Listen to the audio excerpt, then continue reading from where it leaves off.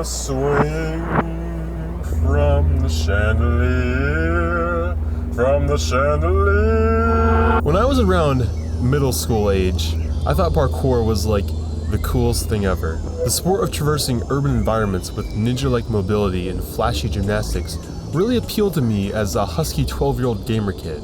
I wasn't into any other kind of sports and I barely went outside because I was a real homebody, but that didn't stop me from practicing parkour moves in my family's basement when nobody was around because I was too shy to have anybody see me try and do rail vaults and somersaults in my grungy Aeropostale sweatshirt. I think parkour, aside from being showy, also had this practical sort of appeal. It's an alternative way of traversing urban infrastructure. If you have the ability, you can use the environment in ways unintended by its designers. A fence might become a hurdle, or a windowsill might become a foothold. Parkour is about seeing the world differently and breaking the rules and getting to places you're not supposed to. There's an inherent rebelliousness to it in how it encourages trespassing, self-endangerment, and the denial to use the structures around you in the way they're intended to. It's no wonder why I fantasized about being a parkourist, or rather, a tresseur, as a kid, because I was at the perfect age where I wanted to be rebellious and cool. It's also no wonder why my preteen gymnastics never quite blossomed into much of anything. I was too shy, not very athletic, not very daring, and I didn't live in a city, so the only place I could have practiced was like a public park. And I didn't want to go to a park full of kids younger than me and try to do flips on the monkey bars or whatever, okay? I was too ashamed. So my middle school years were spent in the parkour closet. And what do you do when you want to express yourself in a certain way, but you don't feel like it's socially acceptable to do so? You go and do it on the computer instead. And that's what I did. My favorite series of video games in my middle school years, maybe my favorite thing ever in my middle school years, were part of probably the most popular gaming franchise centered around parkour, Assassin's Creed.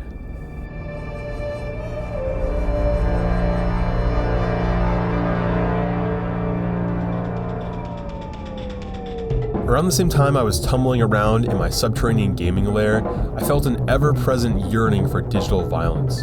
Just an absolute unquenchable lust for blood. Reason being, I wasn't allowed to play M-rated games as a kid, and at that age, when something that you want is kept out of reach, and you're forced to admire it from afar and daydream about experiencing it, it only ever becomes more appealing to you. So when I built my own computer and had some savings left over, I purchased Assassin's Creed 3 illegally from Steam's storefront. I was being a bad little boy. Granted, I did turn off in-game blood in case one of my parents caught me playing. Assassin's Creed was exactly the dose of preteen edge that I needed. Both my lust for blood and for parkour were satisfied. It was like the ultimate power fantasy for me. I could be this enigmatic fleeting shadow, a force of nature, an apex predator, and most importantly, a rebel, one who dresses and maneuvers like nobody else, who crosses and climbs upper cityscapes with little effort. Very little effort. I think the reason why I got into this game and its siblings as much as I did as a dumb kid is because the parkour gameplay is more or less automated. Seriously, you hold one button most of the time and point your character in the right direction, and the game will do all of the work for you. You're not really controlling this cool assassin guy, it's more like you're controlling one of the brain cells in the back of his head that says, I go here. Whatever illusion you're buying into of being an all-powerful assassin is just that, an illusion. Which would be fine.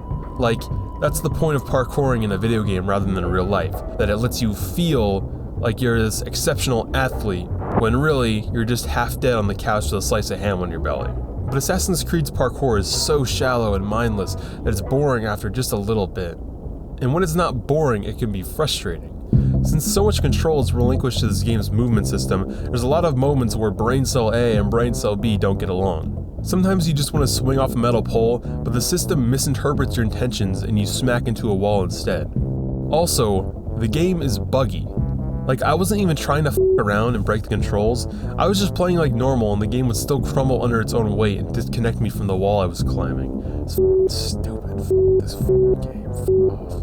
If I could sum up this game's parkour mechanics in a phrase, I'd say they lack intention. Parkouring in this game just doesn't feel rewarding, which is probably the reason why I eventually grew out of this series as I started refining my artistic palette. And I just want to say that aesthetically, These games, especially the third one, just look downright goofy in retrospect. Like, taking these edgy assassin characters and putting them in colonial America is just such a weird aesthetic choice to me. It's straight up comedy seeing these middle-aged men in full skirted coats casually talking to this freak cultist who's covered head to toe in weapons. Like, I can't in good conscience whimsically hop from post to post in sweaty white assassin robes when the fashion of the time is tricorn hats, buckle shoes, and chattel slavery. Feels a touch flippant, does it not? I know I'm being an asshole right now, like, I actually do admit that there's some good stuff in this game, but as a whole, it's crazy how much it just doesn't work for me anymore. So like, this game. Let's play something a little bit more aesthetically pleasing.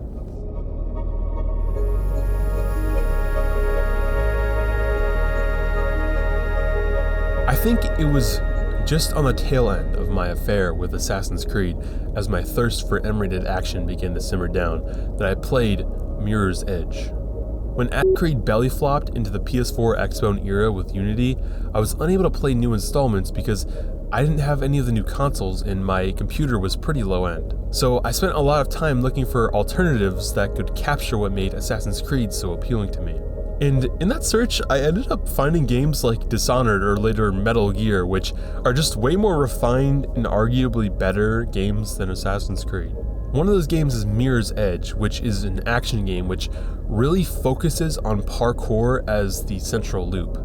It's a pretty short, linear experience that centers most of its challenges around jumping and climbing and evading enemies. The whole game is in first person, and the parkour mechanics are much more mindful, requiring you to manually time your jumps and your rolls, and giving you the ability to do things like tuck your legs in when you're jumping over barbed wire. So you don't ever get the feeling that you're just holding down buttons that command a character on screen to parkour around. You're in the command center on this woman-shaped Megazord. When I played this game as a kid, I think I enjoyed it while it lasted, but it didn't really stick with me after I put it down. I wasn't really hooked on the fantasy this game delivers, probably because you're not as empowered in this game as you are in something like Assassin's Creed. There is combat in this game, but it's pretty bad, and you're more incentivized to evade your enemies because they're armed with machine guns and all you have is a pair of cargo pants and the divine energy of Simone Biles flowing within. In playing this game recently though, I found a real appreciation for it. It's a pretty unique game as far as the AAA industry goes, and this is one of the last examples of the company Electronic Arts actually producing a game that feels like a piece of art rather than a project. The thing I love most about this game is its setting. It would be a pretty generic dystopian city, except the art design of it is absolutely gorgeous and totally its own thing. The beauty of it is how enticing it looks to live in. It serves many vistas of pristine white skyscrapers, contrasted with cool blue shadows and accented with solid saturated colors. Every single location in this game follows this appealing design code. Everything looks so clean and orderly and peaceful, even the trash. The twist is that the city is actually part of an authoritarian police state whose culture has been forcefully scrubbed clean and replaced with this uniform aesthetic. Parkour is put to practice in this world by couriers whose jobs are to transport information and packages to bypass the state's surveillance. When I wrote the intro to this video and said parkour is about using the environment in ways unintended by its designers, I must have been accidentally plagiarizing this game because the protagonist describes what she does in basically the same way. Runners see the city in a different way. They see the flow. Rooftops become pathways and conduits, possibilities, and routes to escape. The flow is what keeps us running, keeps us alive. This game is about being a contaminant, climbing and weaving and slipping through the cracks. It's an interesting example of a game's story intentionally trying to align with its gameplay. The funny thing is that this game takes place within pre-designed levels, right? Like, everything has been laid out in these levels specifically so that you can complete them. There's even the option to enable or disable runner vision, which is a setting that highlights certain objects in the environment to point out exactly where you're supposed to go in this game. You're not discovering or inventing unintended paths, you're finding the path that was intentionally placed for you. In both this game and Assassin's Creed, you're not really rebelling by parkouring. you're being sold the illusion that you are, while you're really just following instructions. Now don't get me wrong, Mirror's Edge is really fun and satisfying to play when it isn't complete horseshit. It just has that smidge of ludonarrative dissonance.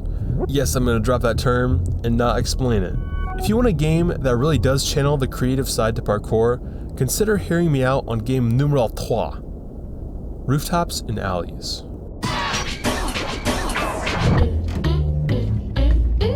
This is a pretty small, early access game made by one person. It's basically a parkour simulation that takes the more mindful style of parkour gameplay from something like Mirror's Edge and extrudes it further, introducing more moves and creating a larger margin for error, meaning it requires you to properly time and space your moves to land them, lest you, shall we say, eat shit.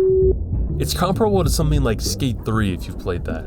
It has that same level of simulation where actions like landing jumps are more challenging to accomplish than they are in most games, but obviously not as hard to do as they are in real life. And I think this is a great balance because it's just hard enough to where the act of pulling off a trick correctly is satisfying, and doing a whole line as efficiently as you can feels great. F***ing amazing. Makes me come. And even beyond the added depth of gameplay, I find Rooftops and Alleys sets itself apart because it has a way different tone from the other two games I discussed today. See, the other two games really indulged in that theme of rebellion I keep bringing up, which is fine, but I detect there's also a hint of superiority in the way they frame the player characters in comparison to the worlds they inhabit. Both games feature NPCs who represent the average person. In Assassin's Creed, you're always zooming past, shoving through, blending in, climbing higher, and looking down. You're the only one with an identity or a purpose, the only one who can upset the status quo. In Mirror's Edge, things are similar, except you spend most of the game alone on rooftops with enemies. It's in moments of quiet time where you're given the chance to look at the streets below and see the average people, these faceless silhouettes with blank white cars, the people who've accepted the pleasant dystopia you're living in. Again, you're the only one who knows the truth, and you're the only one who moves the way you do.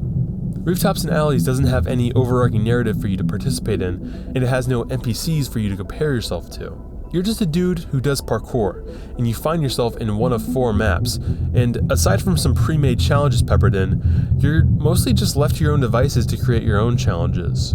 You're competing with yourself, refining your skills, engaging with the sport for the sheer joy of it.